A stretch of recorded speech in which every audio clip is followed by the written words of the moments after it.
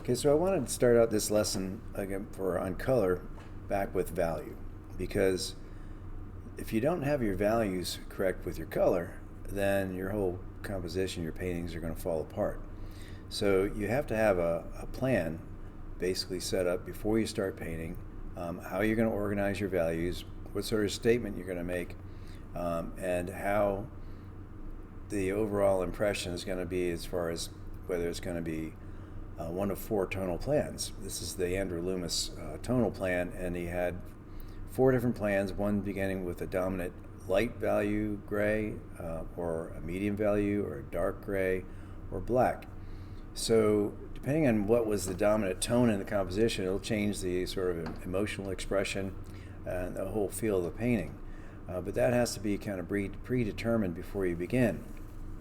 So here are a couple examples of those tonal plans in play. You have the first one here with the, I'd say this is probably the second tonal plan, using this tone here as the dominant tone, the second value, the middle gray, and then this one here, probably the third value, the dark gray, as the dominant tone. And so the other values press forward and really have a completely different feel. And this one here reminds me a little bit of say a Rembrandt portrait. So then the far right, this was probably the dominant tone, would have been the lightest gray, because you see it coming forward in the dress and the clouds and some of the areas within the composition. But again, you've got to get that idea down first before you even begin to work with color. So if you don't have your color laid on a solid foundation of tone, then again, your paintings and your compositions are going to fall short of being impressive. So this is a Richard Smith, and if you look at the Richard Smith, the far right is the actual painting. On the far left is basically the tonal idea. So it's a really very simplified tonal idea. We're eliminating a lot of these details that you see even in the second one, where you see all the value shapes that will come out from the final painting.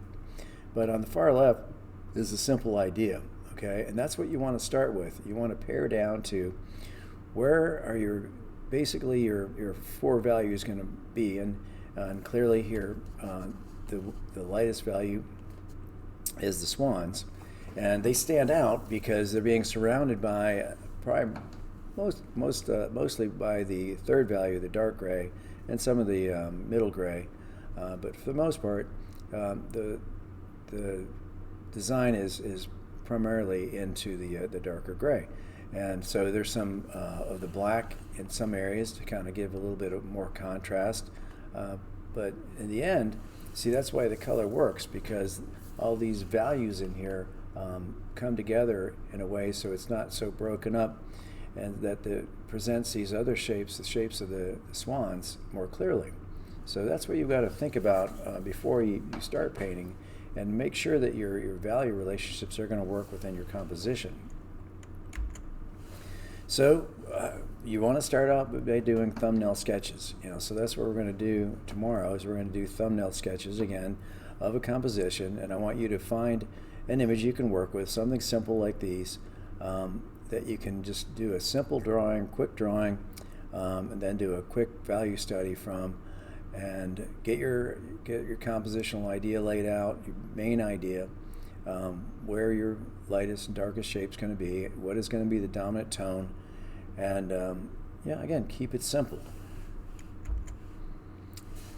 One thing you want to think about as you're moving forward, and you're actually becoming a little more sensitive to what you can do with value, and that is determine what key you're going to work in, whether you're going to be full value range like the upper value scale there, or a low key like you see on the bottom left, or a high key like you see on the bottom right, where you're only using a certain value range to make the composition work. This is an example of a high key, where you have a composition where the images are all pretty much in shadow. Okay, so because they're all in shadow, in order to bring out the colors in the shadow, the artist had to basically keep the shadows in high key, which means lighten the shadows so that the colors would show up, and then the areas that are in the light side of the form are actually kind of blown out. So you see like these lighter areas here, those are actually almost white, whereas the areas that would normally be in shadow, which would have been kind of very dull colors, are actually fairly vibrant colors in the shadow. And so it makes the composition visually more interesting, and it takes what could have been a fairly dull painting and makes it very visually exciting. Now this is the actual tonal plan of that, or the way that the values work out. And so you see there's again, this would probably be a predominantly almost like the Rembrandt portrait again, where most of the image is in the dark, and then the areas that are sort of, this is probably like about the mid-gray here, mostly darker grays, and then only very light in some of the spots where the light's really hitting. Okay, so again, very interesting way that this played out. Now here you have another composition where this is definitely more of a dark,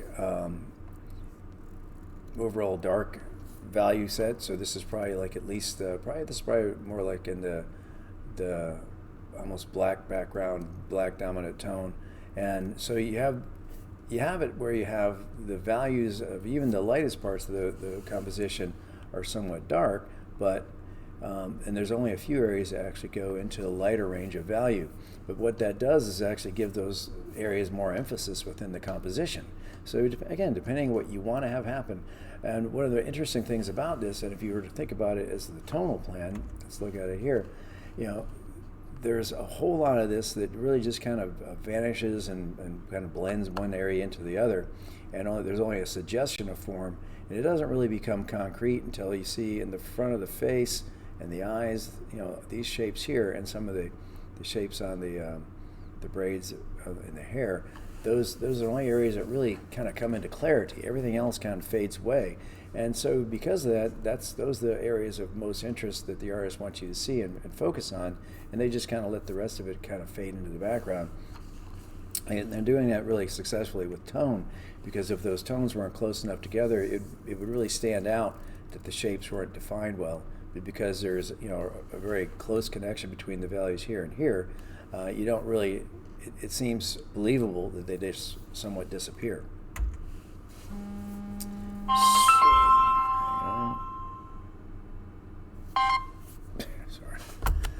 So there's three things you want to consider about color. You got the hue, which is the local color; the saturation, which means how pure the color is or how much it's been neutralized; and the value, the value range of the color itself. So with the hue could be, if you think about the idea of the color yellow, it's pretty expansive because it goes anywhere from what you could find of the yellow orange to the yellow green, and with could be thousands of variations in between if you're trying to really pick the pixels up in between and figure out exactly what specific color that is. And so when you think about color, we simplify it into the idea of the rainbow and the fact that you may have your primary colors of yellow, red, and blue, but within yellow there's so many variations. Within red there's so many variations, so that when you're trying to work with it, you have to limit yourself to what type of yellow you're going to use, what type of blue, and what type of red, and all the variations in between. So if you've ever gone into Home Depot and tried to pick out a color, you'll see that there's hundreds of different variations of colors that you could possibly choose from. And so it's just a matter of how you get to that color and how it's going to relate to other colors within the space you're going to put it. So there's one other thing to think about besides hue, saturation, value, and that is temperature. Okay, and the temperature is something that's really critical when you're working with color. It's simple, you got either warm or cool, but everything's relative. Yellow is warm, but orange is cooler than yellow. Red is cooler than orange, and as you go towards blue is probably the coolest color with the exception of white. White is the coolest color if you think about it. Think about it as snow, but I mean honestly, it's a color that cools down anything that it's mixed with.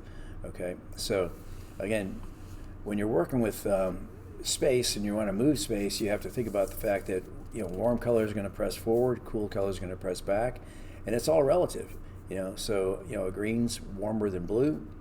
So is violet, because violet has red in it, green has yellow in it, and so both those colors are warmer than blue. And so by adding them to blue, you're actually making that color warmer, slightly warmer than blue itself. All right. So when you're working with digital color, the problems are a little less complex than actually working with pigments. When you're working with pigments, you have to pick colors that have a tendency towards one element of the color, one characteristic of a color or the other, because if you have a red, it's going to have a tendency either towards violet or towards orange. So when you want a red that's going to be mixed well with anything in the blue range, you want to go with a crimson red, because it'll tend to get you pure colors. Because if you mix the scarlet red with anything that's got blues in it, you're going to end up with all three of the triad of the primary colors together, and that creates a neutral. So in order to avoid creating neutrals or desaturated colors, you have to kind of keep your colors to where they're mixing towards the color that has the tendency of that color. So a red orange you can mix with a golden yellow, but if you mix it with a lemon yellow, it's going to create problems again, because it's going to create neutrals.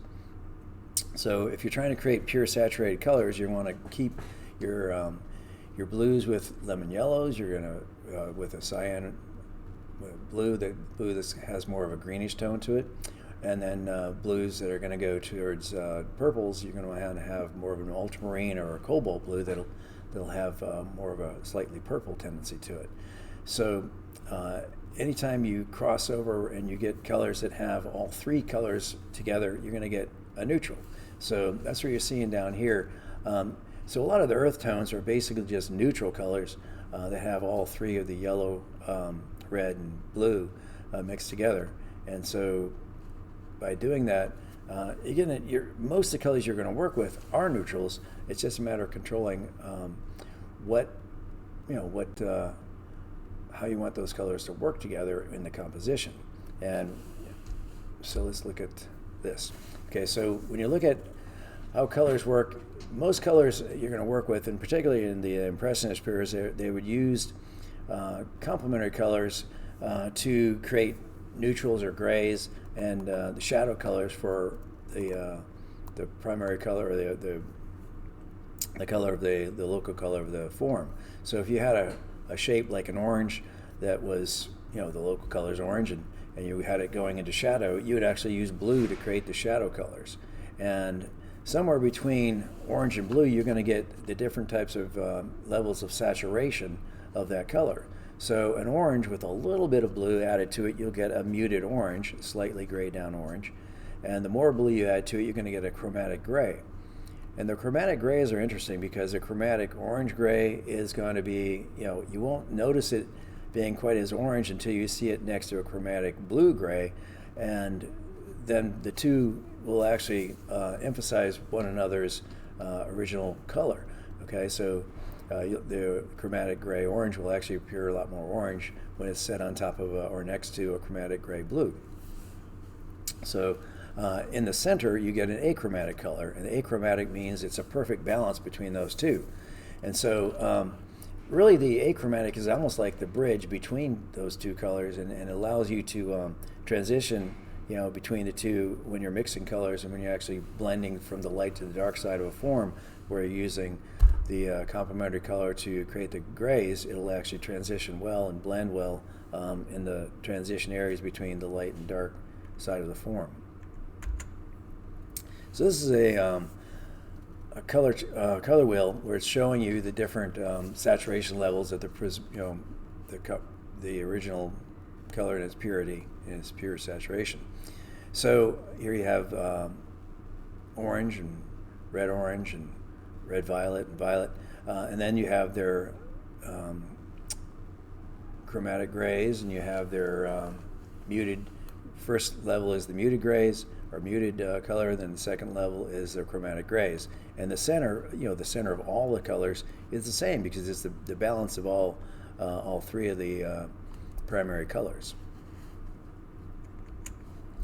So if you want to keep it simple, the things you have to understand and work with again is value. So that's why most painting courses and study programs where they're really focusing on learning to paint, you really have to control value first. If you don't have that under control, the rest of it goes south.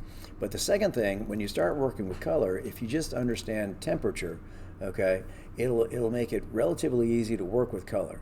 And so that's what you want to focus on with this workshop we're going to do. Now, here's an interesting thing, and that is when you're working with a limited palette, you'd be amazed what you can get out of a limited amount of color. This was a famous painter in the 1800s, I believe, or 1800s, who was a portrait artist, and he only used these 4 colors to do his portraits. He had white, black, and I think it's yellow ochre, and probably a Venetian red. And so with those 4 colors, he was actually able to create pretty much a full color range. And that seems a little odd, because where is he getting blue? If you understand the way that color works and the way we see what colors react to one another, if you put a color onto a gray, like over the top of a gray, say like this, you see the yellow there, and yellow, its complementary color is violet. So when you put yellow on top of a gray that doesn't really have an actual color, it'll actually start to appear violet. So even though that's actually a gray created out of white and black, and it probably has, somewhat a tiny variation of color within the black may have a slight bluish or violet tendency to it when you add white to it, but when you put the yellow on top of it, it makes it appear violet. Okay, so then when you put a color that is probably this black mixed, a little bit of black mixed with yellow and white, it'll give it kind of a greenish tone. But when you put it on top of the reddish color, then it actually does appear more green. So it's more or less when you put a color on top of another, a neutral or a gray on top of a color, it'll actually appear to be a color itself. Okay, so again, he was able to create a fairly full range of colors. Here again, being probably this is white mixed with the black, and then adding more white to it probably, I guess. Then once you add yellow with a tiny bit of black, you probably get this greenish tone, and then you get the yellow, and then the red would be this color. These 2 colors probably mixed, creating sort of a neutral looking orange. But again, you can use these colors, and with the addition of black to it and creating the tonal range and black and white, then you could actually create really fairly believable colors to create portraiture or even landscapes with. So in the workshop I did this summer, they were using this limited palette to start with, and it's because it's kind of teaching you to work within limits. Okay, now you can throw the whole rainbow of colors out there to work with, but it'd be hard to control it, and you don't need them actually when you're actually making compositions. So with this, they were using white, yellow ochre, French ultramarine blue, permanent sap green, Venetian red, and Van Dyke brown.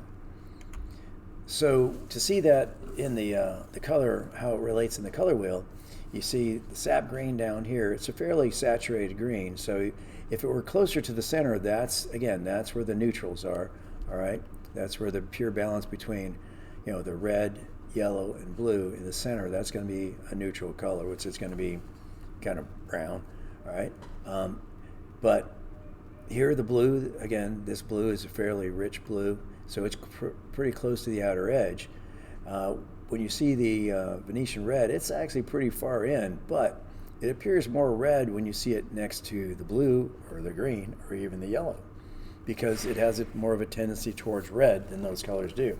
And just like the yellow ochre, it's kind of a brownish yellow, but when seen relative to these other colors, it actually appears more yellow than it would look if you actually put it next to a bright yellow. Okay, and then the Van Dyke brown is very dark, and it's right in the center. So you have to think about where your colors are relative to the more saturated colors, and then how they're actually going to react within the color space of your painting. So here's a couple examples of some landscapes paintings that were done with that palette. Okay, so again, it feels like a full range of color here, fairly natural. You got your blues, yellows, oranges, browns. There aren't any greens in this particular one, but again, you can get those out of that same palette. Now here you go. Again, this one, it feels very natural. It doesn't seem like there's anything out of place. You got, again, your full range of blues, and there's no violet in here, but it almost appears violet because of the way the colors are mixed. They're kind of a neutral gray that looks almost violet. And then these grays here again appear to be more. It seems like there's more color than there actually is. And part of that's just the way that color's being layered too, because you'll have like this gray, kind of like more of a blue or gray tone here. Then there's a kind of a greenish gray laid over it. Creates a real sort of atmospheric effect with the paint. Again, this is John Singer Sargent with a pretty amazing, very representational looking image. You'd never think anything other than the fact that this seems realistically and representational, but it's again with a very limited palette of just probably 4 colors, similar to that palette you just saw. Another example of John Singer Sargent, where again you're seeing these violet grays that again appears very violet simply because it's being seen next to these sort of reddish browns. All right, and then these warmer kind of yellow ochre kind of colors that are down here. So it seems to be a somewhat broad range of colors, but it's a very limited palette that they're using here as well. Now this is more or less what we're going to do as a project. You're going to take 2 colors. You're not going to even have 4 colors.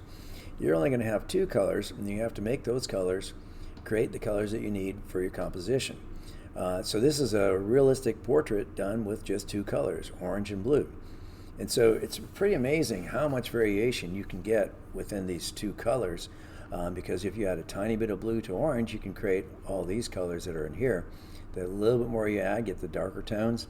These darker, what seem to be almost blacks, are blue with just a little bit of orange put in it. You know, so, and some of the washes, you know, where it appears to be some more variations of the color, it's really just those colors bleeding together, and then using white to create your lightest lights. But I don't think there's even any black used in this. This was just 2 colors being used to create this complementary color painting.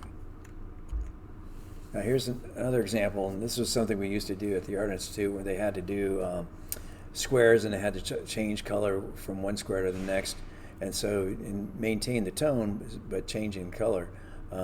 So slightly varying the color, and then only having 2 colors, you were actually able to use 2 colors in black and white. So there really were 4 paints. So, but it's really interesting seeing what you can do, how much you can change the color and still maintain value relationships within the painting. So that's, again, this is the exercise I want you guys to do, and we're going to do it over the next couple days. So this is the 3rd example. So this is yellow and violet. So you had red and orange, blue and orange, red and green, and now yellow and violet. So what's pretty amazing here is you probably wouldn't think about being able to get these colors, like these kind of colors, out of violet. But if you have a reddish violet, like this color here, and you mix it with yellow, that's the color that's going to come out. All right, and then just very, very light tones of the yellow with a little bit of violet in it. And then the darker area is clearly primarily violet with just a little bit of yellow in it. Okay, so that's all I got for you right now, but that's what we're going to kind of work with, and that is working within a limited palette and starting to work, understand, how to read neutrals, and also getting that tonal plan down so that, your colors are going to be, they can be off a little bit as long as your values are right, okay? And you don't need a whole lot of color to make a painting work. And so this is what I want you guys to work on going forward, all right, for this next week.